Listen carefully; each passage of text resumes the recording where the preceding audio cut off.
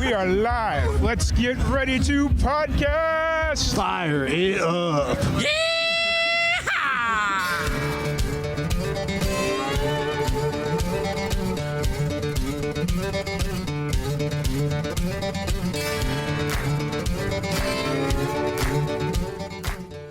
How long have you been in Texas now?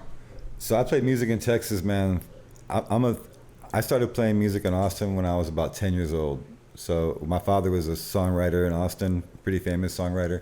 His name was Max Myers. And I kind of grew up with Towns Van Zandt, Jubal Clark, Blaze Foley, Calvin Russell, this whole squad of Austin, South Austin songwriters that kind of, affected the whole state. My dad kind of became part of that crew in the 80s, early 80s, and I kind of grew up in that. And I was 6 foot tall by the time I was 10 years old. Nice. So I was playing drums with my dad on 6th Street, downtown, all over Austin, all around southern Texas.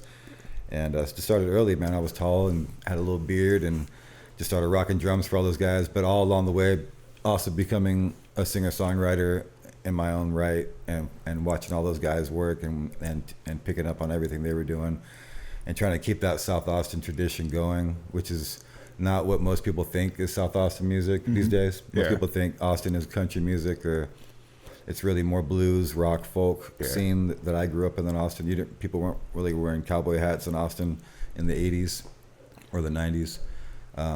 So it's a specific sound that kind of Austin created, and it resonates through me, through my dad, through me, and I kind of like one of the last few people, I think, that I hear that kind of sound like that true South Austin sound in a folky way. But then I'm from Taos, New Mexico, so that brings that whole big desert thing. Yeah. So it's like this desert mashed with South Austin, which kind of creates my sound. Nice. Yeah. That's cool. Yeah.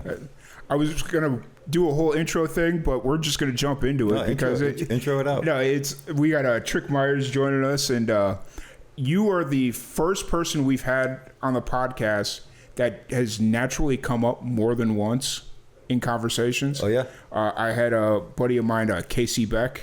Casey Beck, yeah. Come up, and he was like, yo, you got to have this guy Trick Myers on your podcast. And this was literally a week after you and I had first started talking about getting on the podcast. And then when I was talking to my buddy that works up in Taos, he was like, oh, yeah, I've seen his name around, spread out all over the place, because he lives down in Houston, somewhere between like Houston and BCS.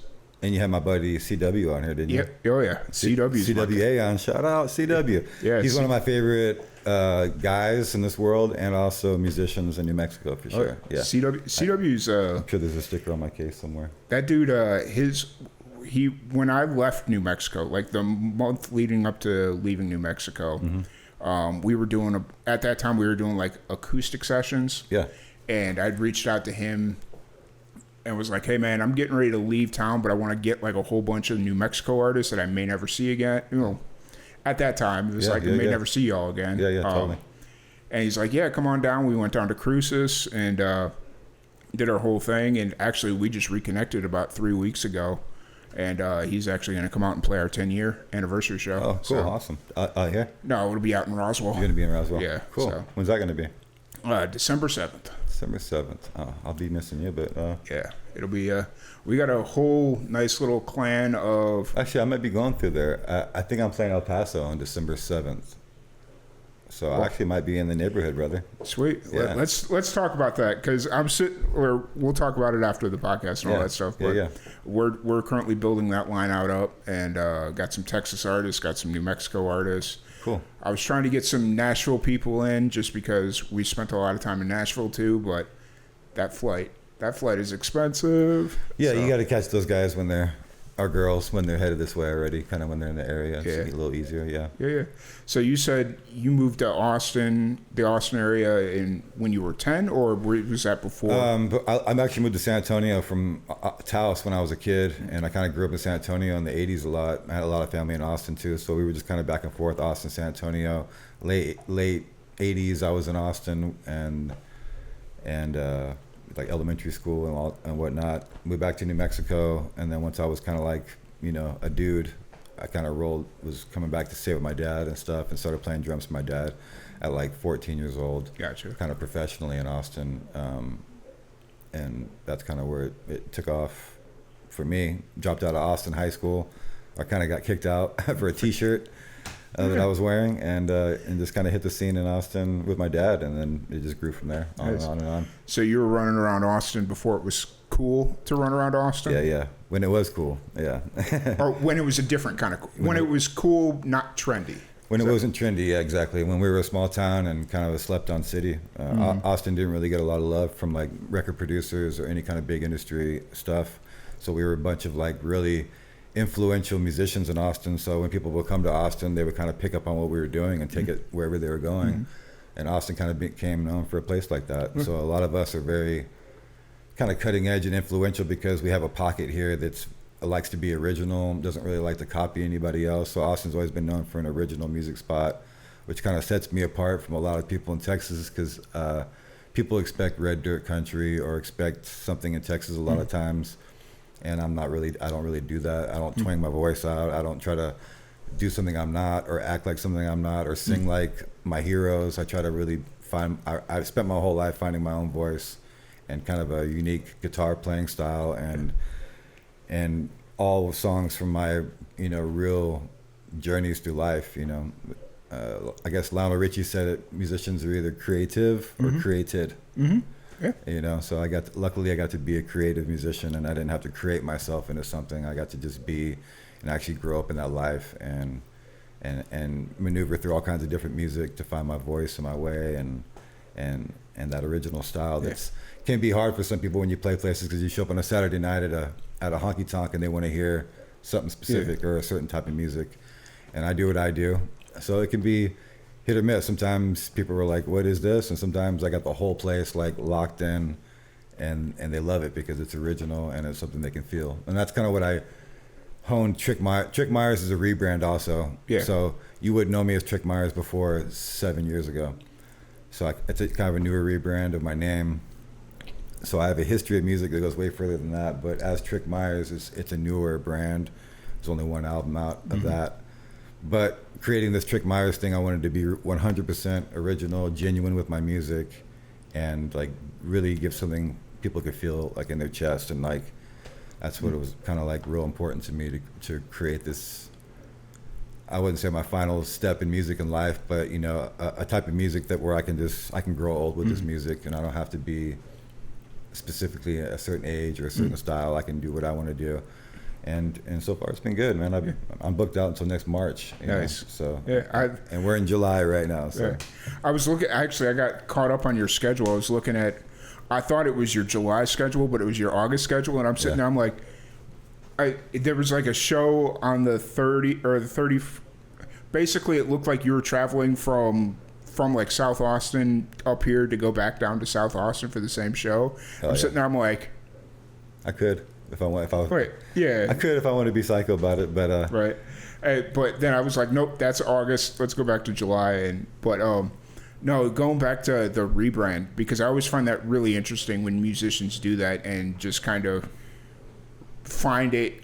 Do you feel like this is obviously the more authentic version of who you are as a person, creative, or do you feel more? I've always been a songwriter, so it's kind of where I started doing like real original music that was kind of specific to like me and my dad and like stuff that we were kind of like doing, and so it's just I've never really veered away from doing that original music. I just kind of like jumped into so many other places playing drums for other people. I've been a drummer for a long time, growing up for my dad and for lots of musicians in Austin. So I've spent 35 years playing drums as well, and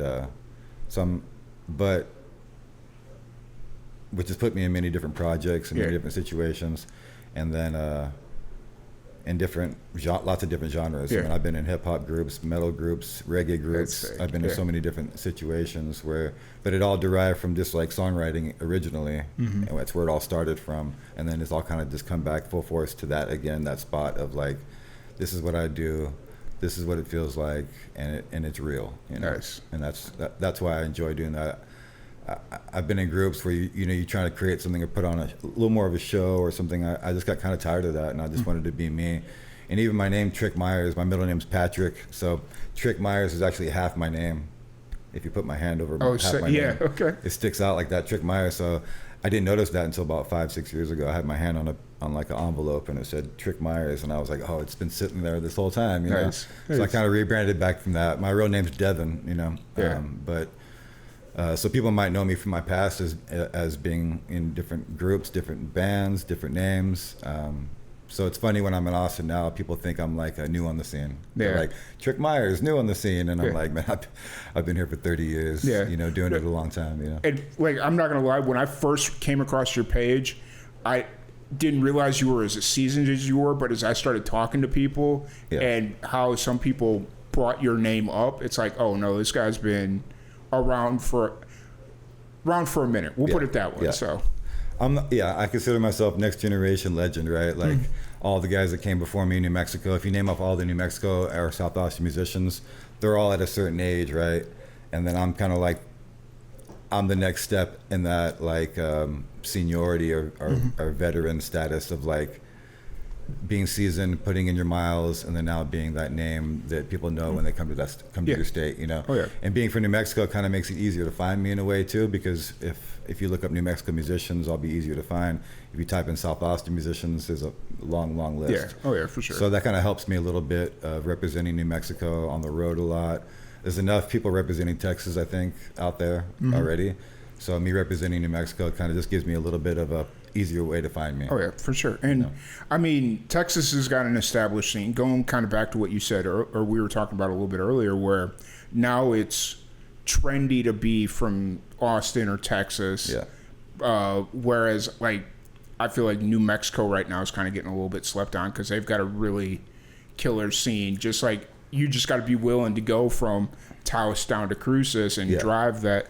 There's tons of great music in New Mexico. The problem is that you're not going to see 90% of those artists outside the state. You know, a lot of New Mexican musicians are local, unfortunately, because there's not a lot of opportunity to make a lot of money there, to get your money up to where like, yeah, let's go on a tour. There's only a few guys that I know in New Mexico that really go outside the state. You know, CWA, Hooks and the Huckleberries.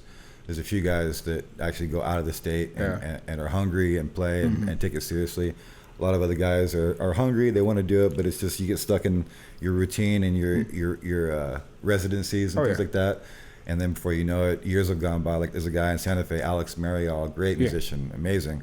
But we just talked recently, and he just got kind of caught in the Santa Fe lifestyle and just kind of got comfortable, you know, to where I'm not that hungry to go drive across the country right now. I'm chilling with my kids or my wife, and I'm just chilling. So it's a big difference between us crazy people that are just hungry and we're just going to go out there and just, you know, grind the highway. And then there's people that are just like, I'm good. I'm going to chill here in New Mexico and just enjoy myself. And I'm glad we got both. But growing up in South Austin, I understand what hungry musicians were. And I understand what people that were really wanting to do it and where it was more cutthroat and dog eat dog. In New Mexico, it's not so much like that. You know, I'm a little overqualified for certain things in New Mexico, but underqualified in Austin almost. So it keeps me in this hungry place where I'm always hungry in Austin, but I'm always like able to hone it all in New Mexico and make sense of it and write songs and then understand where I'm from and what makes me me. That's important as a songwriter, is to find those things that really is specific to you, that makes you you. You know, everybody can talk about the dog, the road, the highway, Nashville, Austin, playing in a club, writing songs. We can all make songs about those things, but what's really, really specific to you and where you're from. And where I'm from, being from Taos, I have so many things to take from that are very specific to where I grew up at that probably most people don't know about. And if you do know about it, you probably went one time to Taos to go skiing or something, and you're like, man, I know all about the Taos hum or the something up there that's specific to where I grew up at. And then I grew up, my grandma's house was a block from the Pueblo. So I actually was like, you know, I'm part native, but not enough to be noticeable. But when you grow up on the Pueblo a lot as a tall white kid, you're put to the test. Let me tell you what, they try to see what how high you can jump, how far, how many trees you can climb. You have to earn every badge and every stripe as a 10-year-old white kid in Taos, hanging out on Taos Pueblo. And there weren't very many other white kids on Taos Pueblo when I grew up on Taos Pueblo. And so that took a lot of that in from Taos Pueblo, because at 10 years old, I was able just to absorb it and not think like, you know, any kind of like segregation or anything between people. I'm 10 years old. I just want to go hang out with some kids. Yeah. And those are the closest kids to me. They're on the Pueblo that happens to be, Yeah. And so that's just a big part of what I grew up on. And then Taos also has this crazy, huge Chicano community that's very deep that took me in very well too. And then there's also this hippie artist community that my grandma was part of. She came there in the 60s. And then there's like this like Hindu temple in Taos. Oh, really? Okay. I didn't know about that. Yeah, it's called the Barsanadam. And so you have this mix of Taos. You have like Hindu, Pueblo, Chicano, and then like hippie parents. And so it makes a very specific thing in Taos to what we grew up with and the type of music we grew up with and the rhythms and the drums and the rawness and the sharpness of it all. And I kind of push that through my music a lot. Nice. Is that energy. Because I'm a drummer, so my drumming comes out a lot in my guitar playing. Oh, yeah. I'm like beating on my guitar and like it's a lot of like, it's all rhythms and bangs and very kind of haunting lyrics that you might hear echoing through the woods and one night living in Taos. So that's kind of a feeling that I try to bring. And so far, I think I'm doing a pretty good job of that. Yeah. And I think it's a smart play on your end. Like you were mentioning earlier about representing New Mexico, especially claiming Taos as hard as you do. It's like, I lived in New Mexico for 4 years. I barely knew Taos was there, but you were down south, yeah. Yeah, I was down south. So, and as a north kid growing up in northern New Mexico, we didn't know much about southern New Mexico. Oh, yeah. And now as a touring artist, more in the past 6 years, I've hung out more in southern New Mexico than I ever have. And same thing with Texas. I'm playing up in Dallas for 3 days, so I'm learning like northern Texas and southern New Mexico on all these extra tours that I'm doing now, which is really cool to tap into all these places that I just haven't really known about much or spent much time in. And I mean, that's the cool thing about being a real road warrior, especially like you had mentioned, you're not afraid to go sleep in a parking lot or sleep in a truck stop or whatever. It's like, that's how we do it. Like, I mean, more recently, because my co-host, he's about to turn 50. And so it's just like, okay, he tells me he's got a bad back and sleeping in the car messes it up. Yeah. Okay, if there's an opportunity, we can go get a hotel room. Cool. Yeah, but totally. If we have to, if you got to, yeah. And I luck out sometimes and run into people and some venues put me up, and and sometimes I just hit the road and go. I'll wake up I'll drive to the next venue that night, and like pass out in the venue's parking lot, you know, and then wake up with the employees coming in looking at me in my car, It's like, I'm playing here tonight, just look. Yeah, trust me, I'm good. Yeah. So but a big part of something I've discovered in the past 5 years is forgetting about my goals and just enjoying the journey, Once you figure out the journey part and you really start to embrace that and enjoy it. I've always enjoyed the journey, but I found a new way to do it where I just kind of like quit worrying about the moon and I'm just like driving towards it. Oh, yeah. And I'm just enjoying every part of that. Because a big part for me for driving, I used to explain this to people, even as a youngster, I figured this out was, every minute you're driving on the road is like a painting that only you can see. So I'm lucky enough in every mile that I'm seeing this painting that only I get to see in that moment. The clouds are a certain way. Everything's a certain way at that moment that only I get to see. And if you live your life mile by mile like that, it's beautiful, and you quit worrying about how many miles it is to the next city, then you're not enjoying yourself. You're just trying to get there, and you're passing by the beauty. Yeah. So this is something I try to teach other people on my journeys through my music also, is just, man, try to enjoy that journey. Try to enjoy every day. My biggest message to my music is live in every moment as best as you can. And that's the best lesson I could ever teach anybody, because if you practice that, then a lot of other stuff will just fall in line. For sure. It's all about being present in your moments and just enjoying it for what it is. Our body can only be in this moment, right? Our brains can live in the past and the future, but our bodies can only live right here in this moment. So once you get in tune with your body and realize, this is really all I have is today, then everything becomes a little different, and every show becomes fun, and every journey. And that's why I like playing obscure places like Marfa, Texas. Yeah. And I play all these obscurity places, and I meet all these really cool people and eat all this really great food. And like the other night I played in Center Point, Texas. Okay. That's kind of like Kerr County, where the flood just happened big time. My heart goes out to everybody out there. But I just played there in Center Point, Texas, at this really cool little spot. It was called Center Mercantile. Okay. Yeah. And they have their monthly potluck, you know, and they're just like the community's there, and they have all this food, and it's right by the river, and the people were so cool, and it's just like one of those amazing moments. It's just that makes it all worth it for me. You know, it's not the money, it's not the fame or the likes or the fans, or it's those moments for me that I really, really enjoy, that you can never like recreate, and you can never try to create. They just have to happen naturally.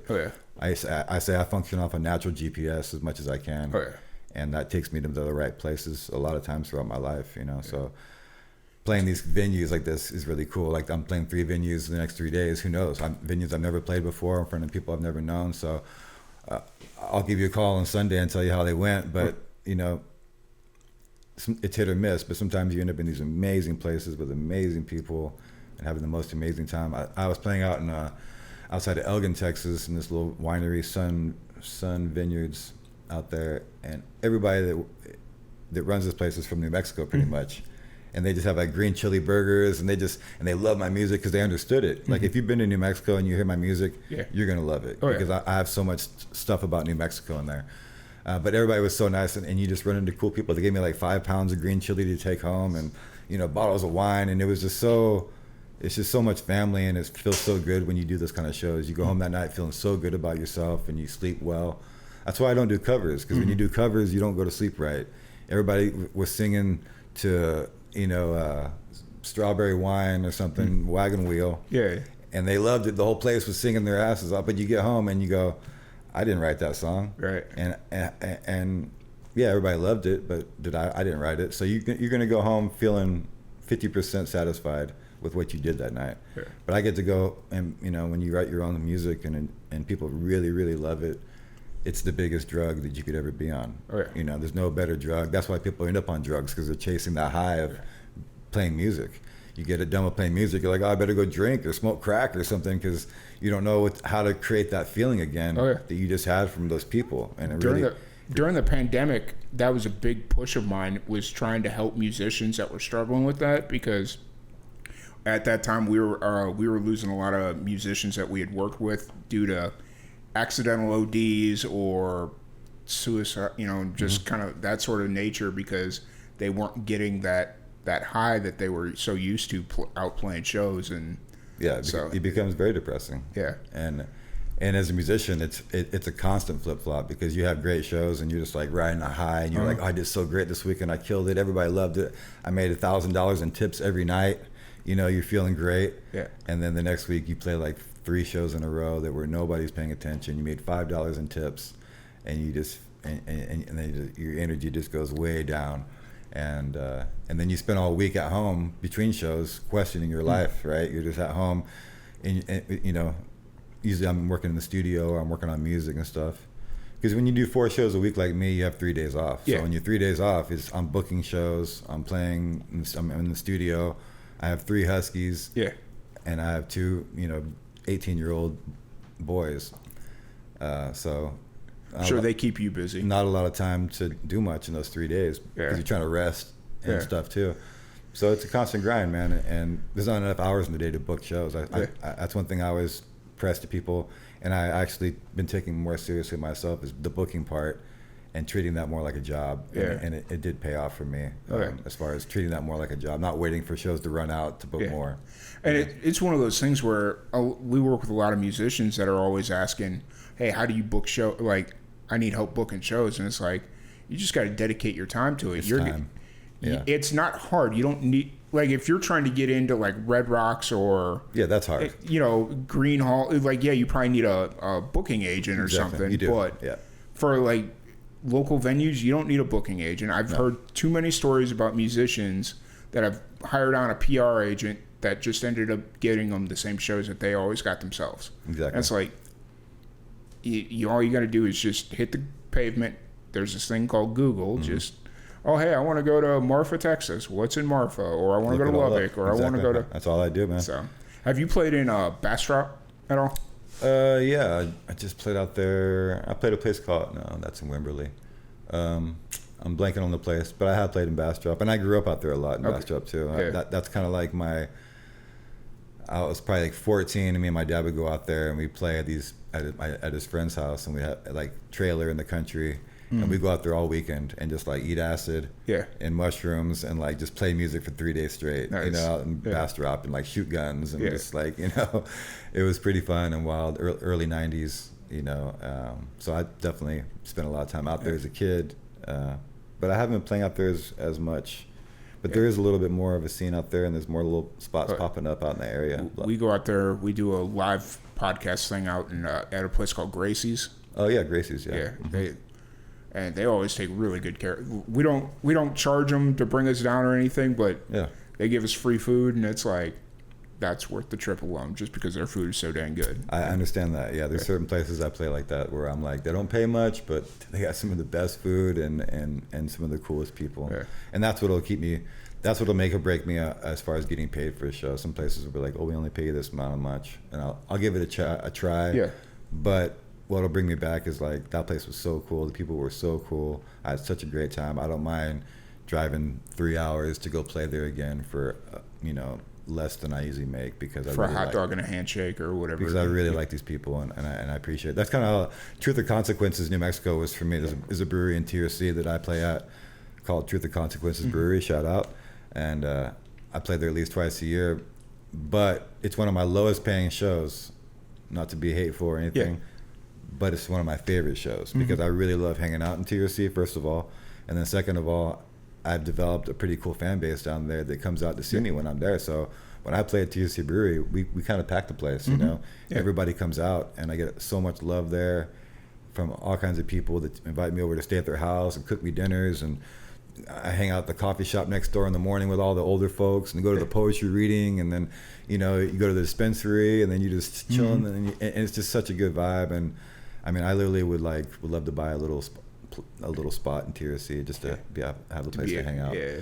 But it is one of my favorite places to play, when I play a place to tour, and I do have a pretty big following in such a strange place where there's not a lot of people, and the people that are from TRC are from such wide walks of life, because a lot of retirees will end up there, and they're all like, doctors and nuclear physicists and all kinds of people that end up there. So you just have this amazing stories to draw from, and all these amazing people to talk to. Right.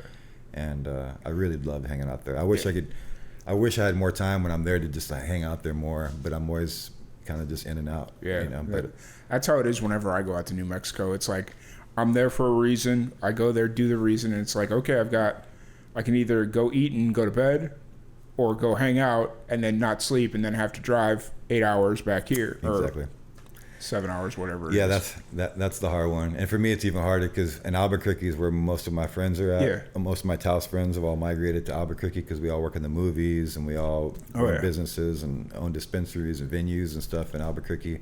So, I'm highly well taken care of when I'm in Albuquerque, and that's where a lot of my boys are at. So it's very hard to leave there after I've been in Albuquerque for a few days or a week or two. It's very hard to leave my best friends. Like, these are my best friends for 6 years. We've been best friends. Yeah. And we still play music together. And we still hang out like we're still 14, we're still best friends after all this time. That is always the cool thing about New Mexico is I'm a little more particular about things, so I like to go get a hotel room just so when I'm in bed I don't have to worry about nothing else. But every time I go there, it's like, hey man, you need a place to sleep? Like, we got you a place. And New Mexico more than any, because that's kind of what New Mexico is built on. It's built on trade, and we got a place for you to stay, and some clothes, and dinner for you to eat tonight. Like, that's just kind of been one of the oldest ways of living in the country anyway, but New Mexico definitely still kind of embraced that, I think, longer than a lot of other states might have, of being a good trading state, because there's not a lot of money flowing in New Mexico, so a lot of stuff is on trade, and people know what it feels like, know what it's like not to have much, so when they see somebody else, it's like, what's mine's yours. And families are so big there that your grandma's always cooking something, so you can always go to somebody's grandma's house and get a bowl of pozole or something delicious. So that was the first time I went to moved to Roswell. This is kind of an interesting, funny story. I'd never really been in that small town atmosphere. Yeah, and I was working in Roswell, and we had I worked for a TV station there. and we had a class come in from Dexter, which is a small community just outside of, like, a suburb of Roswell, if you will. Yeah.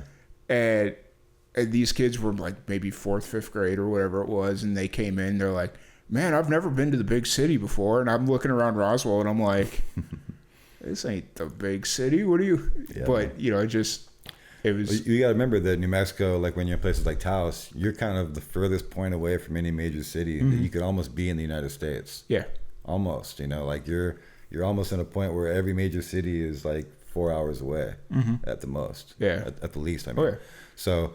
You can kind of pinpoint anywhere else in the United States. Like you're almost going to be less than 4 hours from any major city, almost anywhere else. Taos is a weird spot where you really are kind of in a rural, tucked away place that what we used to call archaic because it didn't change a lot, you know, and which is great because it's very untouched in so many ways, and that's kind of needed, I think, these days because everybody's just trying to change everything and take it so far to another place where New Mexico is still embracing what real America is and what real kind of living is, and being okay with not having a lot and finding reasons to get up in the morning and live and finding reasons to be happy and finding fun things to do with the people you love. And I mean, 90% of New Mexico is outdoor anyway. So if you don't like the outdoors, that's not the place for you. Oh, no. And I also say this too, which is kind of controversial, but New Mexico is the only non-white racist state in the United States. And I'm going to say this because white people don't move to New Mexico to become racist. They don't go there and go, I'm going to change New Mexico and make this a white state or something, you know.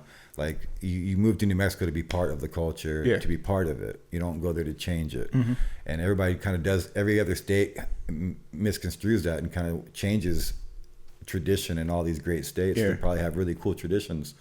Oklahoma's and there's native spots all over, you know, New York, everywhere. California has all these amazing spots that all became reservations, and like instead of embracing those cultures and those amazing beautiful places, they kind of just destroyed them.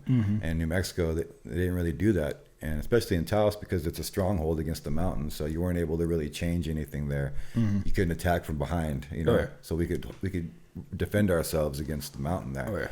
So that's why Taos Pueblo, and Taos is the only existing pueblo in the world, you know, like it. Because Indians were taken and killed and taking their land away from them all across the United States. So it's funny living in New Mexico sometimes because you go to other states where sometimes white people are usually like the most racist people I deal with a lot on my travels a lot of times, except for New Mexico. It's like one pocket where, but I'm going to tell you that, you know, Chicanos can be racist and Native Americans can be highly racist against the white people or against black people, especially even too. So there's a completely different kind of racial feel of New Mexico where I grew up at. That's so opposite from Texas being right next to another state. You know, it's so strange to be.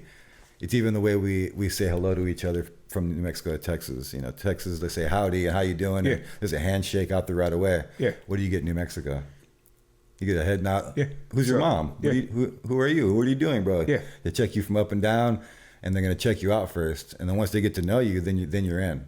And in Texas, it's kind of like you're in right away, until you're not. You're not.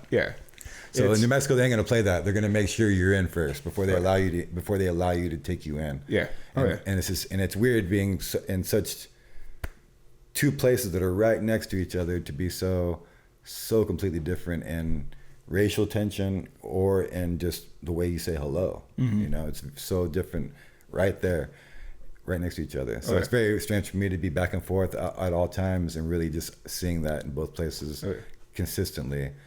Of seeing that fake howdy and then the really real who's your mom, you know. I remember like when I first started going back over to New Mexico once I moved here to Texas and they started seeing my Texas plates, I feel like I was getting, I don't want to say targeted, but in New Mexico, in New Mexico for sure. But once they started realizing like, oh, this guy comes across all the time, we pulled him over once or twice. It wasn't anything, so this guy's fine. He got to know you. Yeah, that's been hard for me. I've had New Mexico plates so long, so even being in Texas with New Mexico plates, oh my gosh, you got every big truck trying to haul ass around you. They do not want to sit behind a New Mexico plate in Texas, I'll tell you that much. And I have Texas plates now, so now when I'm in New Mexico, I get that same thing there. Now I'm out of place in New Mexico. It's strange how just plates can set you apart on the highway or in a place, or stand you out so much. It is very weird. Oh yeah. And I lived in Northern California for a long time with New Mexico plates, and that was very strange. Oh yeah. For my entire time out in New Mexico, I lived there with Florida plates, so it was like... You lived in Florida too? Yeah, well, my parents did, or do. I was out in Cocoa Beach for a couple of years as a kid, like high school. Nice. Yeah. Yeah, it's one of those things where I grew up in Chicago, or from Chicago, grew up there, and then when I went to college, my parents moved to South Florida because that's where my dad was working. And so when I graduated, I moved down there, and I was like, oh, well, I got to get new plates. I don't have a job, so I'm going to just get Florida plates, and then we'll figure it out from there. Then I ended up moving out to New Mexico. And that's a trip, yeah. I went from New Mexico to Florida, and that was pretty weird. At like 14, I think I was about 14, 15 years old. And I moved from Taos to Cocoa Beach. Yeah. That was a trip, because I'm wearing like straight Dickies. I got like a rat tail, I'm like in like steel toe boots, and then I'm like on the beach in Cocoa Beach. All the kids are like, it's like 1995, and they're like, dude, you're dressed so wrong to be here right now. Right. They're all wearing khaki shorts. Yeah, and wearing skate shoes, and it was the mid 90s, so it was like totally like airwalks and shorts and stuff. So I had to change my style and learn it. So do you still have family up in Taos, or are they all pretty much down here now? My grandma died about 10 years ago there, and then I have an aunt, uncle still in Taos, and my stepdad lives in Albuquerque, so I do have a little bit of family in New Mexico still, and then like I said, I have all my friends are family because we've just been knowing each other so long. So that's where I stay at when I'm in New Mexico is my best friends. Nice. Nice. My best friend Max, shout out, is my best friend guitar player for a long time. We grew up in Taos on a rock shop called Taos Gems and Minerals, which is still there. If you go to Taos, stop in and tell them I sent you. But my best friend's parents own that, and that's where we grew up, on top of the rock shop playing music, right there on the main street of Taos, and which is very energetically, I'm sure, wild. Not just being in Taos, but being on top of a rock shop, on top of that. And they gave us a place to play music and hang and just like gave us a place, and that was a big part of my growing up, was having that there with my best friends. And then we're all still best friends, and we all still play music together, and we're all still connected. There's a good like 13 of us in Albuquerque. Yeah. We're all from Taos, and we're all still crew, and we all still hang out all the time. Do your thing. Yeah, it's pretty cool. That's sick. And you said a lot of them are in like doing like the film thing, or they've got their own venues. Yeah, a lot of my friends are in the film industry. We own dispensaries, and Red Gorilla Dispensary in Albuquerque, also a venue. And then wait a minute, my buddy played Red Gorilla. What was it 22 maybe? Because we had the live streams going. Yeah, they were doing like the live stream stuff. My best friend Rick owns that. Okay, we all started the warehouse together. Yeah. But my best friend Ricardo, he's the owner of the warehouse, and when COVID hit, we started doing live streams from the warehouse which was cool. Just for clarity's sake, my buddy or my co-host is the drummer for Gross Domestic People, or GDP. Gotcha. Yeah. Gotcha. Cool. I don't know if that rang a bell or anything. Yeah. I've been tapping in more to some of the more metal and heavier groups in New Mexico, because they seem harder to find because there's not a lot of venues for metal in New Mexico. So you don't get to know heavier music in New Mexico as much as you like. You kind of know the songwriters, and like the New Mexican style music, conjunto or whatever. The thing about the heavier stuff is, like you said, the venues are a lot more scarce. Yeah. But it's harder to keep a band together in New Mexico because you have to travel so much. Or you just broke and you do it for the love. Because I've seen some like really killer metal bands, especially in South New Mexico. Amazing ones. Some of the native metal bands in New Mexico are so sick. And have great recordings. Sometimes I'm like, where do they record this? Yeah. What studio in New Mexico do they go to record this amazing metal album? Yeah. So I noticed that about metal in New Mexico, is that there's some great metal artists, especially some of the native metal bands, and then the recordings are amazing too. I literally just yesterday was sitting down with a whole New Mexico metal playlist. And I was listening through to so many bands that I don't know. I was talking to Jeff, my co-host, and there was a band down in Roswell. Their name was Amy's Not Breathing.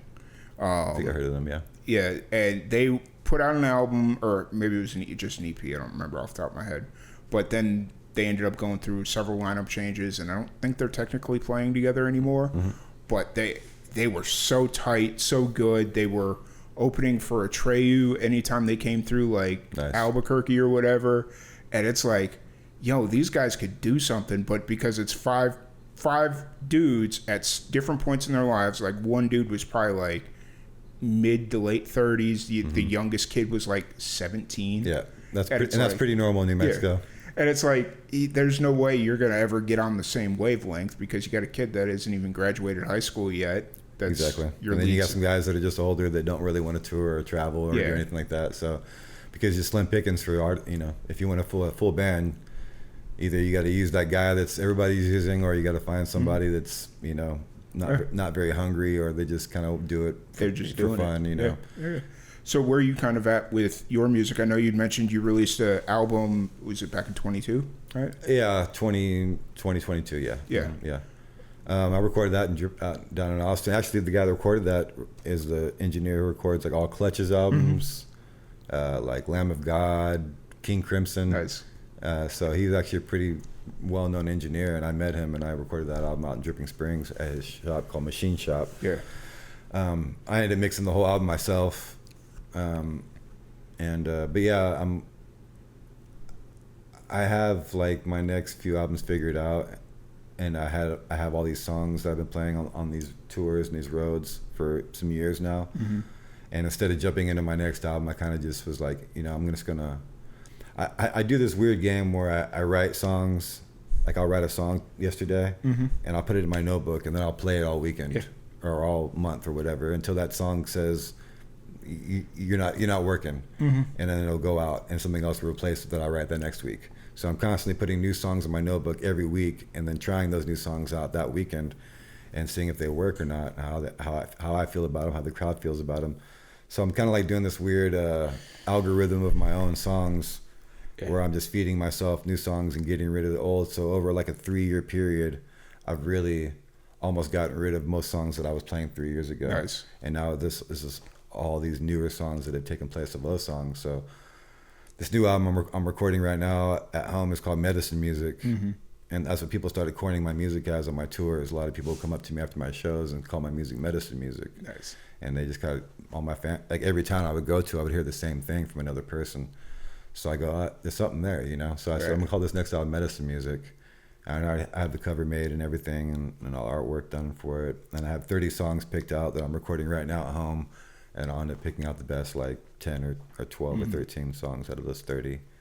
And then you'll just figure out what to do with the rest of them after that? Yeah, the rest of them will either never end up on the album, or maybe they'll be on like a deluxe, you know, thing later on down the road or something, or, you know, something Throw like that. them up on YouTube or something. But they're all songs I'm playing live because when you do 3-hour sets, you know, you're doing like, you know, 47 songs or something, you know what I'm saying? So you have to have a lot of songs ready to go.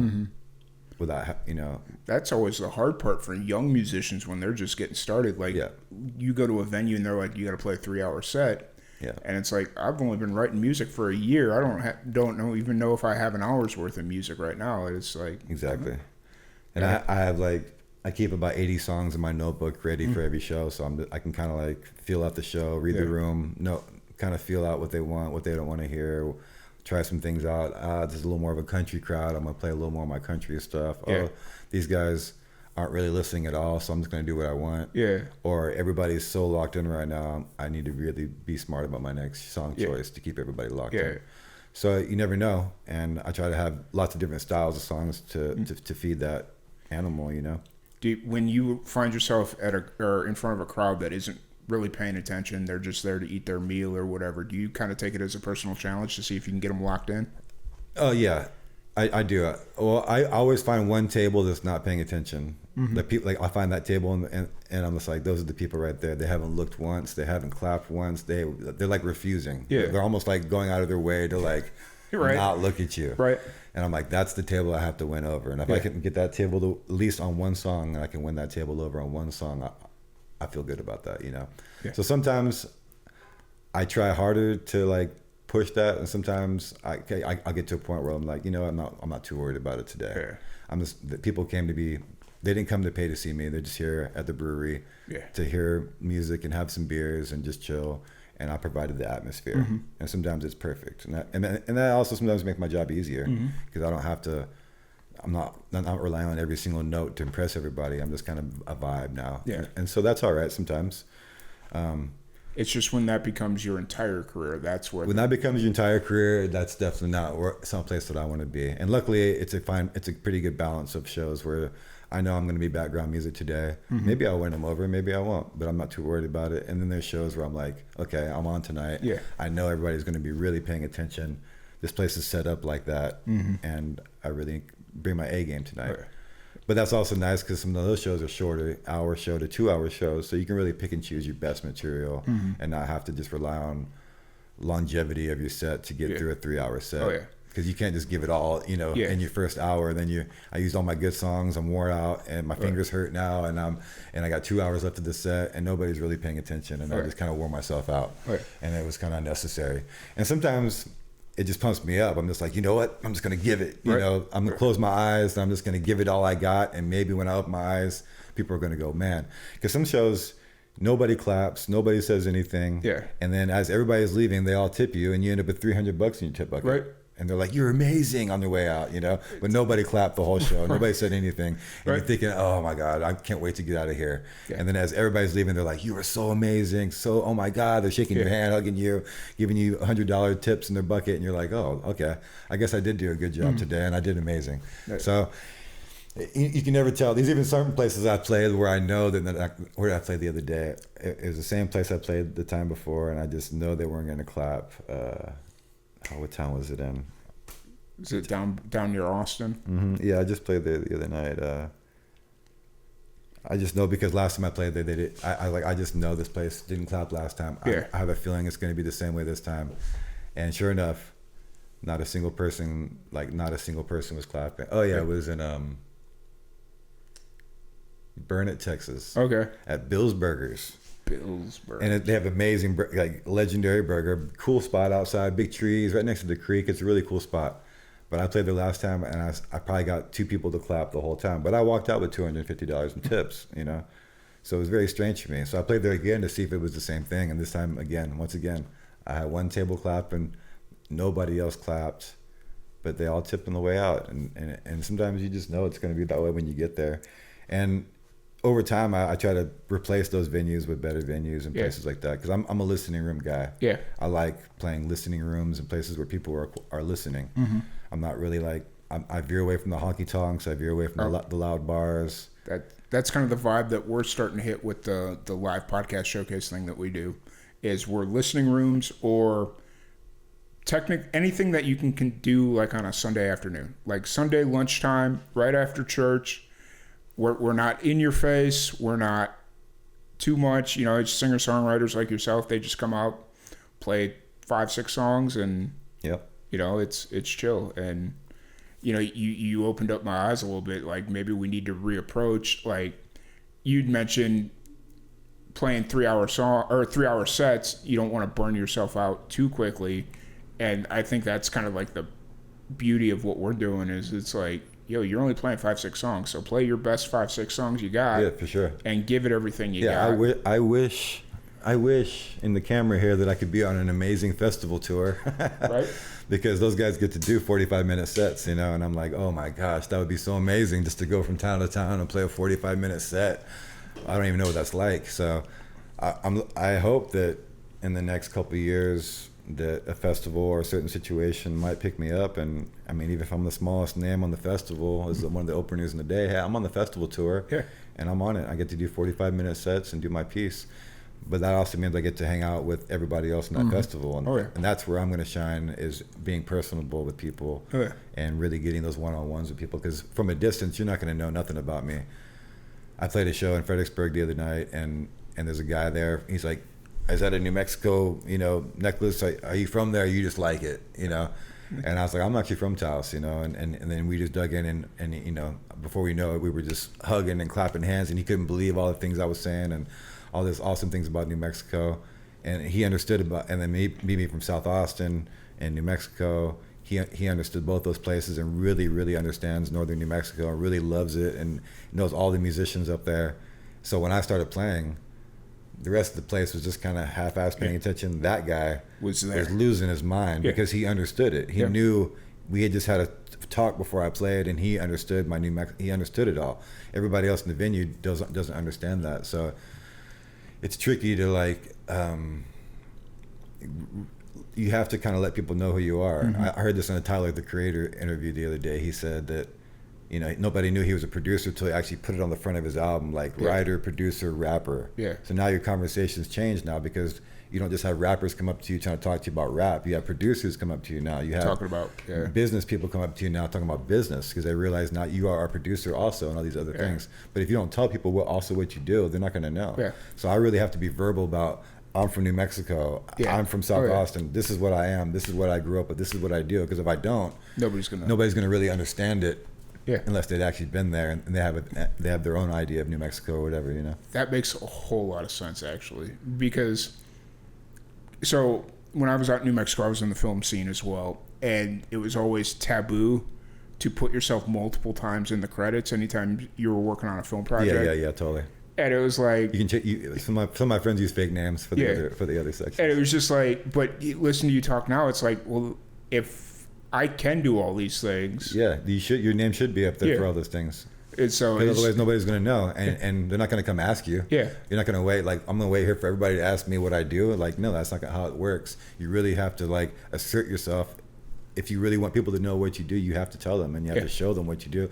And for me, it's hard because I do so many things. I'm a producer, you know, engineer, drummer. You know, I have all these skill levels, so it's tricky to show all the things that I can do in 1 second. So I guess being a songwriter is the most genuine version of all that. Oh yeah. And really just giving you the pure version of that. And hopefully you hear my songs and my words and you go, oh man, this guy's from New Mexico, or this guy's from Austin, or I can feel that like some people that know South Austin, they hear me and they go, oh man, that's that real South Austin right there. And so I go, yeah, this person knows. I didn't have to explain it to them. But somebody new from Austin doesn't know who Towns Van Zandt, Jubal Clark, Blaze Foley, Calvin Russell are.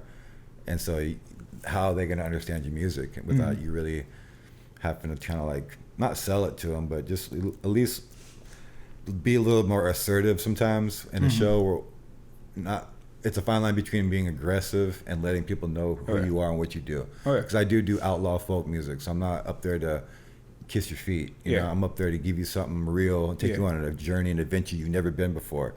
And that's kind of like what I want to do for you, you know. So I got to be a little more assertive of that, because I'm driving this train, you know. So if you want to ride this train with me, I have to hug those corners, and I got to really push this, you know, pump that coal in that engine, you know what I'm saying? And if I don't do that, then who's going to? And where's the train going to go? So that's an important thing, is steering that train and taking people on that journey and letting them know who you are and what you do, because sometimes I hold back on that, and I'm just like, I could definitely like really let these people know what's happening or what I'm doing or what I am. So some shows I'm more aggressive about it than others. Some shows I'm just like, I'm not going to even tell anybody. And the certain shows I'm like, I'm going to really like, I'm going to let these people have it. I'm going to tell them everything. And when people are really locked in with their eyes, then I'm telling stories. If I'm just background music, I'm not going to give you the stories and everything. You'll get the songs and you get the vibe. But if I got people locked in, you're going to get the real stories. And that's when I'm a really good. I consider myself more of a storyteller probably than anything. So being able to tell those stories in that right moment with that vibe to people that are really appreciating it, it is something special, especially in New Mexico, where people come to New Mexico to hear those kind of stories, you know? So that's one thing about New Mexico singer-songwriters, is a lot of them are really good storytellers. Great storytellers. And that's why I think it's important. Even when I'm in, like, I have venues in New Mexico that tell me that, like, they don't book me because I'm not local. They say I'm not local. Like, they don't know me. Like, they'll have a new booking agent at a brewery in Albuquerque, and I'll be like trying to book another show there, and there's a new booking person. They're like, well, we only book locals here, you know. And I'm like, I have to have this conversation so many times with people. It's in New Mexico. I'm probably more local than you are. So I definitely am, and I definitely am more tied into stuff in New Mexico and representing. And you figured, if somebody from your state was taking your music and spreading it across the world and the country, you'd really want to embrace. I think you should embrace those artists more than the ones that don't leave your state. Because the ones that aren't leaving, they believe in themselves, but they're being lazy too. If you leave your state, and I have a big New Mexico flag, and I'm waving it across the United States, playing all my shows, I'm representing New Mexico across the whole state and bringing Taos, New Mexico to each and every individual person that have never been there before. So I think I think states or towns or cities should try to embrace artists more that are actually taking music out of the town and out of the city, and not treating them like, oh, now you're not a local anymore because you don't live here. Yeah. It's like, man, come on, dude. Like, it is. My driver's license is New Mexico. My phone number is New Mexico. Like, I represent New Mexico hard, and y'all should definitely be embracing me for that reason, if anything. You know what I'm saying? So I get a lot of that weirdness, and even in my hometown in Taos, like I can't play at the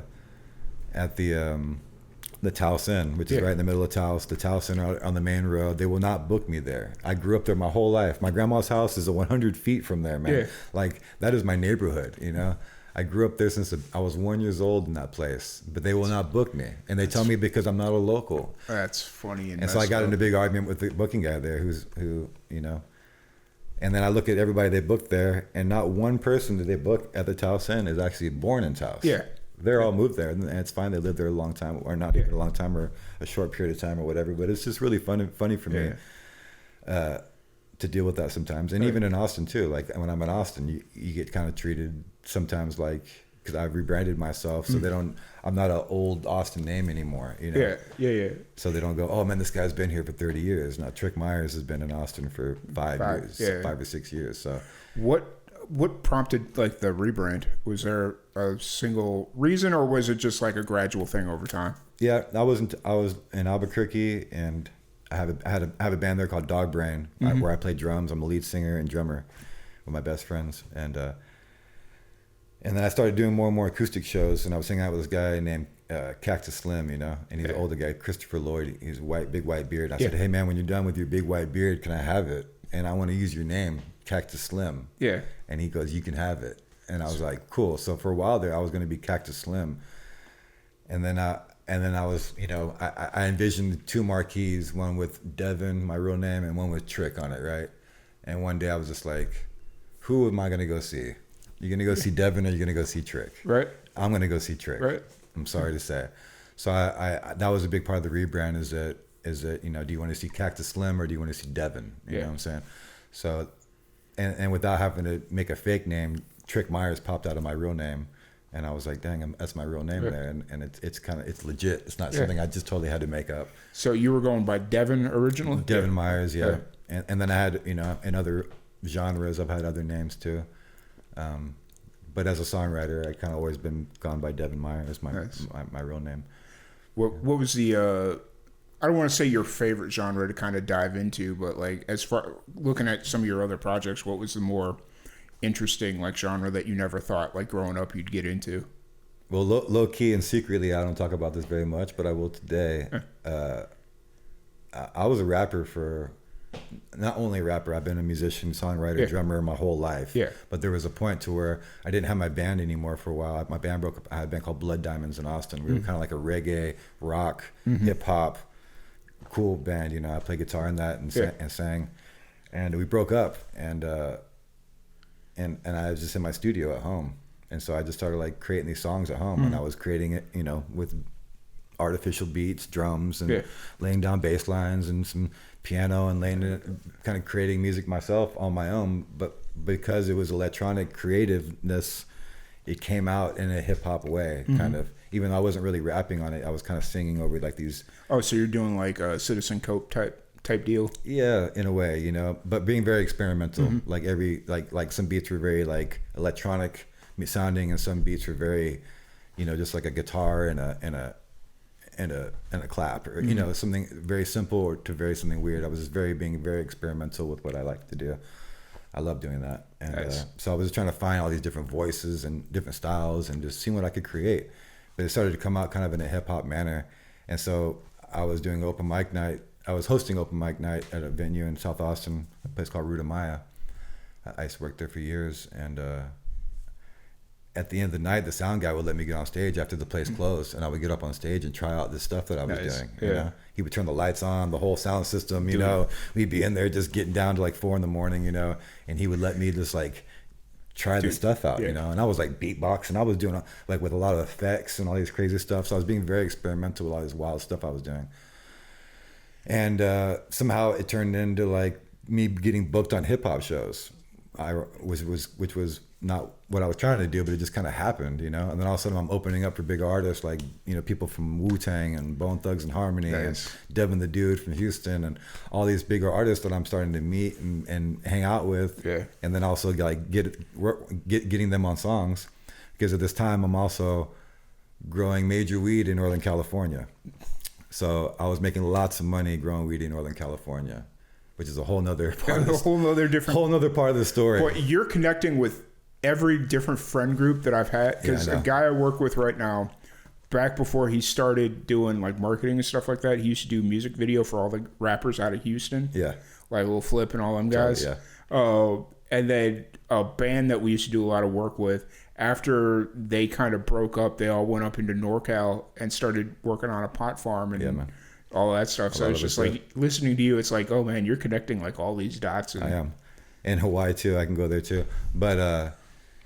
But NorCal gave me a chance to make a lot of money, and then I was able to fuel my musical whatever I wanted to do. Mm-hmm. So I didn't have to like rely on my music to make money, but I was able to do so much with the music because I was working with a lot of artists. I was traveling around, you know, getting big artists to be on tracks with me and doing all this stuff and hanging out with bigger artists. And I was doing it pretty big, pretty fast, and then putting on big shows in Austin too. We were putting on hip hop shows there, but that was just a piece of it because, like I said, I'd already been, and I'm playing in bands. I've been a songwriter. I've been doing all this stuff for so long. It was just this weird, like, okay, this is my next training. Yeah. And not a lot of musicians get to do hip hop training. Yeah. Oh, yeah. You know, not every guitar player gets to just be a rapper and be good at it. You know, anybody can do it at home and have fun with it as a hobby. It's fun. Because it's very freeing and experimental. You can do whatever you want in hip hop. You don't have to like, there's no lines to hip hop, you know, you can just do whatever you want. And I think you're an important person to like reiterate this, is because I get this all the time, especially from people that don't come to Texas. They don't go to New Mexico. All they think is this part of the country is red dirt country, and that's all you're going to get. And why do we speak up for Texas and all Texas music and all that stuff when all it is country? And it's like, no, that's all you think it is. Yep. Go to Austin, go to Houston, go to Dallas, go what was it, Deep Ellum, where all those hard rock bands came out of? For sure, out of the 2000s. I think Dallas invented metal to me. I mean, some of the first big metal bands came out of Dallas, you know. I mean, Pantera to me is the greatest metal band of all time. So Dallas had a real metal scene and a real music scene. Stevie Ray Vaughan's from Dallas. Like, they had real blues and a real scene there. Even Austin was split in two forever. All east side of Austin was all poor and mainly Chicano, black, and tons of blues clubs. You know what I'm saying? So all of us, not just me, but like a lot of Texas white boy redneck kids that grew up there, found a lot of friends on the east side with these blues artists like Townes Van Zandt did. I believe Townes Van Zandt wasn't even playing country music. He was playing blues. But he had such a thick Texas accent that it sounded like country when he played it. So, but he was hanging out with black guys that were playing blues. I was hanging on the east side playing in juke joints that probably didn't even allow most white people to even hang out there. And they were allowing me and my friends to come play. That's cool. Play music over there. Because I played in a little blues gram called Swamp Honky also with my good friend playing drums. So we were playing in blues around a lot too. And so East Austin, it was way different than it. I mean, now it's almost completely gentrified, and it happened very quickly. But me growing up on the East Side, it was very, very different and a little more dangerous. And you know, Tejano clubs and black clubs and juke joints, and you know, it was very different East Side Austin. So I think Austin got to develop a lot of that blues. Like, you know, what's the most famous club in Austin? Antone's. It's a blues club. It's not a country club. You know, White Horse is probably the most famous honky tonk in Austin, and that's been there about 11 years. So you can see that's about when the scene started, about 11 years ago, for country music in Austin. You didn't come to Austin to buy boots, right? But now you go to South Congress and there's 6 boot stores right next to each other, and you can shop all day for boots. So it's changed rapidly, fast. And some people think for the better, some people think for the worse. And I mean, I guess gentrification is both those things, right? It's a safer neighborhood for your kids, but now your grandma can't afford to live there no more. I'd argue 6th Street probably still isn't the safest place to walk around. 6th Street is actually less safe than it was me growing up there. I grew up on 6th Street, and it was always wild, but it was it was what it was. Now it's become this like. Because 6th Street was back in the day, it was like a lot of musicians, college kids, and everybody that worked downtown hung out downtown. So there was a cool scene. It was like, oh, I work next door at the bar. When I get off work, I'm going to be over here at this bar. And then we all just kind of all know each other at all the cool bars. now there's not cool bars downtown like that with cool music anymore. They're all like bars that don't have bands, or they're like dance. Well, now they're all starting to become like the comedy clubs. Or the comedy clubs, which I love. I'm a big comedy fan. I'm a big like Kill Tony fan. All my friends, like D Madness from Kill Tony, I've been friends with him for 20 years. D Madness is one of my closest friends, bro. I can tell you 100 stories about D Madness. That's sick. We used to sneak in John D's when he was 17, and he wasn't even old enough to get in the club yet. That's funny. And we'd sneak him in with his keyboard to play keys with D Madness when he was like when he was brand new in Austin. Now that they're at the Mothership, I like the band that they've got there, like that group that they have there now. I love it. I love all those guys, and I've grew up, like I said, every member of that group I've hung out with in a different way in the past for some whatever reason. You know what I'm saying? It's actually one of the first Austin guys I ever had on the podcast. His name is Ricky Duran. Yeah, Ricky Durant, yeah. And he was telling me, like, this was right around the time that I was starting to get into Kill Tony because they had just moved to Texas. I think it was right after the whole Antones incident, and they were at the Vulcan. Yeah, at the Vulcan. And he was like, yeah, I'm friends with the band that they bring up all the time. And I thought he was talking about the Back of House band, or like the Kill Tony band, whatever you want to call it. He was talking about I can't think of the name of the band now. The band they hang out with? Yeah, the band they hang out with all the time. The Nether Friends? Yeah, there you go. Them guys. Nether Hour. Nether Hour, yeah. And he was like, yeah, I know the lead singer. And I'm like, all right. It was a very weird moment for me, but, you know.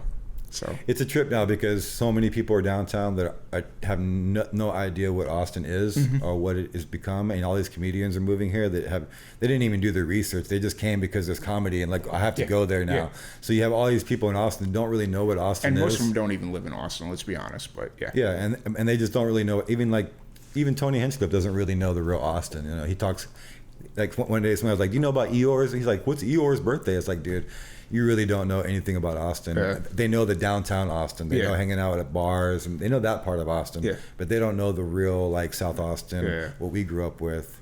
And I wish I could take Tony Hinchcliffe on a tour and show him the real Austin. Right. And what's really funny is I can't even get tickets. D Mattis, I've been friends with him 20 years. I mean, I've done so many things for that guy. I helped him out so many times, done so many things.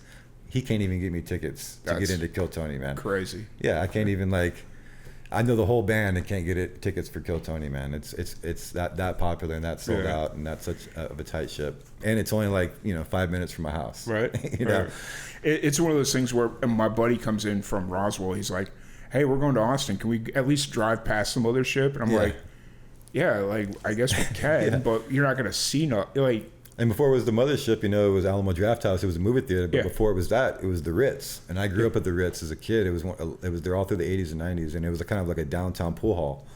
And then you walk in, when you walked in, it was all sunk down. It was about 10 pool tables or more and like a big open bar like that. And there was a secret theater upstairs. There was this old movie theater that had been there since the early 1900s. And I did a couple of shows up there because you could rent it out if you knew about it. And it was it had the wooden theater seats, and had about 5 rows of seats up there in this little tiny upstairs theater room. It was pretty cool. And only the real cool people in Austin knew about that spot and would hang out there and do shows there. And it was, you kind of overlooked the whole Ritz from the top, and then it turned into the movie theater and then it turned into the Mothership, which is, it's pretty trippy to watch that place, turn into so many things over the years. I've been trying as all of Austin has, pretty much. I've been trying to find a cool low-key venue to bring the showcase to. In Austin? Yeah, in Austin. It's we got Bastrop pretty good, and we can go out to New Braunfels. I know a spot in Fredericksburg. You could definitely do it at a place called Western Edge. They have a whole radio station. Right by the front window when you walk in the restaurant, it's like a total setup, 4 mics and everything. It's pretty sweet. I played a couple songs on there. That's sick. I can't remember I think it's on my case somewhere, KX something. Oh, is it the PBS or the NPR station? No, it's not the NPR one. It's I think it's San Antonio, Bastrop, Fredericksburg. Okay, gotcha. Yeah. But it's pretty cool, yeah. But nice. they'd probably be interested in doing something over there. Definitely have to tell them I sent you. Sweet, I'll check that out. But yeah, I don't want to keep you too much longer because I know you got to get up to Dallas here. Actually, you're going past Dallas, aren't you? I got another about 15 minutes. Okay, cool. So You said you're booked out till March? Yeah, I'm booked out till March. I'll be in September. I'll be all through Colorado. Nice. October, I'll be all around New Mexico. And then November, I'll be back in Texas. And then December, I'll be out in California, Oregon. I'll be doing like Austin to Vancouver and back. Oh, sick. So that'll be a fun ride in December. We'll see how that goes. Yeah. Nice. And then next week I'm playing in Terlingua, week after next I'm playing, I'm doing like 3 shows down in Terlingua. Okay. Nice. Which is in August, which is not smart to do Terlingua in August. Right. But, hey. That's why we stopped doing we did a outside thing in Bastrop in June, and I damn near passed out because it wasn't hot, but it was hot enough. It's the heat index like it is right now. Yeah, when you're lugging around your PA system and all that shit, and it's like, you're dripping sweat. Yeah, and a lot of people don't know that about us, Austin or Texas musicians, is that we play in 105-degree weather very regularly in the summertime in Texas. And I say that to some of my friends outside the state, and they go, "What, you played today in 105-degree weather?" And I say, "Yeah, all summer we do this, dude." And he goes, "Man, you need to like post that up online that you're playing in 105-degree weather, And I'm like, "Well, it's pretty normal for us down here. I wouldn't think about posting that as a cool post. Like, I'm sweating, I'm melting here in Fredericksburg, Texas." And it seems like cliche thing to say, but it's not it's so normal for us. Yeah. It's not normal for it's normal, and it's not like out in New Mexico, or at least I don't know how it is up in northern New Mexico, but like South New Mexico where it's like that dry heat. Oh yeah, it's so dry up there. And it's like, I mean, Taos, you're at 7,000 feet in town. Yeah. So you get your high elevation and it's dry. So you get both of that. So you've been training for that for your entire life. I've been training at high altitude. Yeah, I'm good. In low altitude ain't nothing for me. Right. Even when I get back up there, I don't seem to have a problem like to acclimate back to being back up there. It doesn't seem to bother me too much. That explains a lot, because like when I first moved out to Roswell, like Roswell isn't that high elevation. What are they like? It's like 3,000 feet. 3,000 feet or whatever. Mm-hmm. And it was like that first like 6 months I was there, it was just like I was asleep like an hour before I normally usually go to bed, and I'm like sleeping past my alarm, and I'm like, am I getting old? And I wasn't even 30 at that point, so it was just like, and then everybody's like, no, you're at like 3,000 feet here. You just got to get used to it, because I grew up at sea level my entire life, so. Yeah, you're made for sea level. Well, I think growing up in the mountains, definitely we call it like builds your chest. It's like building your chest up to breathe differently. Yeah.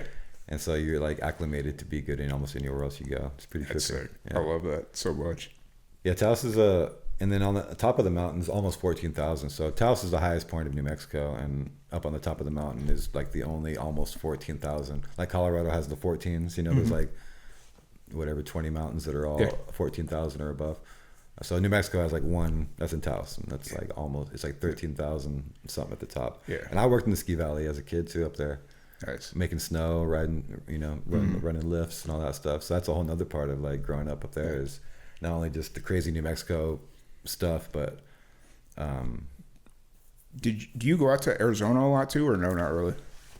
No, I don't. Surprisingly, man, most of my life I drive across Arizona. I don't stop in Arizona very much. Yeah. This year I actually do have a couple of shows. I'm playing Tucson and Sedona. Where are you playing at in Tucson?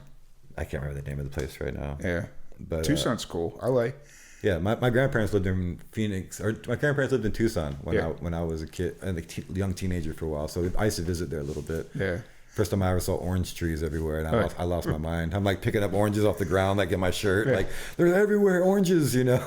Like that's how it is here. Like once it becomes season, the pecans start falling out of the trees, and it's like you're like there's food everywhere, man. I could literally pick these up and sell these if I really wanted to, but then the apartment complex might have something to say about that. Well, like selling piñon in New Mexico. That's how a lot of people make their living, bro. It's like chopping wood and selling piñon that's how a lot of it. I forgot what it is. 59% of New Mexico is unemployed. Mm-hmm. So, a lot of people like that's how they survive, man. Selling piñon nuts, chopping wood. Doing what you got to do to survive. That's a pretty normality. Making jerky, some carne seca. Yeah. Or selling tamales. That's one thing I miss about New Mexico, especially Roswell, is right around when. I hate calling it tamale season, but that's kind of what it is. Christmas time? Yeah, right around Christmas time, you see the grandmas out on the street corner selling their tamales. That's how they make their money to buy presents for the kids. It's That's why I always try to support local. I push that a lot. I run a page for New Mexico called New Mexico Rise Up. It's a Facebook page. Yeah. And I just support anything New Mexico on it. Nice. Restaurants, music, anything that you're doing that has to do with anybody from New Mexico. I try to support them. Sweet. I'll have to follow I don't think enough people we don't support each other enough. Yeah. Like even your best friends aren't like supporting your podcast, right? They're not like posting it up every day. Watch my best friend's podcast. You know, they're your best friend, but they're not. Doesn't mean they have to do that for you. You know what I'm saying? So I promote and support a lot of other. Not just musicians, but New Mexico musicians especially. And I try to promote always eating local in Texas, Austin, New Mexico, wherever you're at. Dude, please eat local as much as you can. I mean, people don't understand how much of an impact that has on your community of all our money just going to fast food restaurants and all kinds of. I've started doing that over the last like 6 weeks or so. Just start if I feel the need to go out to eat, I'm gonna go someplace local, and I feel better afterwards. You always will. You always will. Not just in your body, but in your heart too. Yeah. Because you supported a family that needs your support, you know, and that has good food and it puts love in their food. Not some poison that they're putting in your body at McDonald's. I can't even people even go to McDonald's anymore. It's just like I haven't had McDonald's in 20 years, man.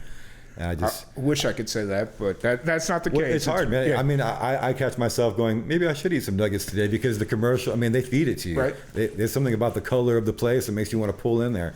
I mean, they know what they're doing, and I've just been lucky enough to try to fight against that for so long, and just being like, no, I'm not that dumb. Yeah. And the money you spend at a fast food place is the same amount as you're going to spend at a steak place. Yep. You can go to Texas Land and Cattle for the same amount as you go to McDonald's, man. You know, so you might as well get you a steak and the only place that gets me from time to time is Wendy's. McDonald's, I'm pretty good about. Late night Wendy's. Wendy's. A late night, but you always mad at yourself afterwards. Oh yeah. You always regret it. Oh yeah, for sure. I get the triple triple stack, dude, and the frosty. And it's just like, oh, it was so good going down, but now for the 3 hours afterwards, you feel like you feel terrible. Yeah. Yeah. I've learned that lesson 1,000 times. And even in Austin, it's nice because we got P. Terry's and you know places like that, which are a little better, but still, I love to cook. So it's just about either not being lazy or just try a little harder, man, to support people that are really trying hard. You know how hard it is to run a restaurant in Austin, Texas, and to stay open and to survive. About as hard as it is in Roswell, New Mexico. Yeah, exactly, in a different way, but I just think it's really important to pay attention to that, and the companies that have good people, even with dispensaries in New Mexico, like buy your weed from a dispensary of people that you really appreciate and that you really like. It doesn't have to be the most popular, or it doesn't have to be what everybody else is going. It can be somebody that you enjoy and you like and you appreciate, or you really like what they're doing and you want them to continue doing it. Support that, man. It's a big thing, and us musicians too. People don't realize that. You could supporting us, and there's less and less entertainment happening. There's a lot more venues now that are booking less music. And I mean, I'm getting a lot of them. The emails, sorry, we're going to be booking a lot less music. We're only doing music on Saturdays now. We're only doing music on Fridays. And I'm like, well, what are you paying your bands? Like $500. I'm like, why don't you just get songwriters in there? Yeah. And then have 5 nights a month where you have songwriters and you just really can concentrate on that instead of blowing your wad on one night to have a band there. That's what we're doing. What we're doing is I'm trying to get back out to New Mexico as much as I can, and I'm hoping that this 10-year thing goes off as well as we know it will. So then that way we can do it every year. And it's not going to be all New Mexico artists because we haven't worked with all New Mexico artists, but in the vision that I have is it's Roswell, New Mexico. It's not a hard sell. You say Roswell, where the aliens crash landed? Yep, cool, I'm there. Easy sell, easiest sell in the world. But then you give the younger musicians in Roswell or the surrounding area that are just getting started or don't have the biggest platform, but then you bring somebody in that people recognize or know or whatever, and you're giving everybody a platform to grow and elevate. You're bringing somebody into New Mexico, you're giving somebody courage or trying to help them hey, you can go into Texas and make some money doing this, or whatever it is. I'm not saying leave New Mexico because it's not always feasible, but and also this is a lesson too that I had to learn in Austin that I try to teach people too in New Mexico. It's not for everybody, and not everybody's going to do it. It's something I learned from Gary Clark Jr. Because we grew up playing the same venues around each other since we were pretty young. And one thing I watched him do very early in his career is he quit playing in Austin. Mm-hmm. If you play where you live, mm-hmm. you're going to be local. Mm-hmm. If you quit playing where you live, you're no longer local and you play everywhere else. So it makes you, it just sets you apart from a touring artist to a local artist, mm-hmm. and it really fast by you doing that. It may not be the most comfortable thing because now you don't just get to play all the comfortable shows in your area, but now people are taking you seriously because you're playing across the country. You're not just only playing in Austin, Texas. So that's the biggest thing I can say for anybody, even in New Mexico. Like if I'm like, I might be moving back to New Mexico in a few years from now. Just because it's cheaper and land's cheaper, and I can probably get a whole plot of land. And I can probably save money more than living.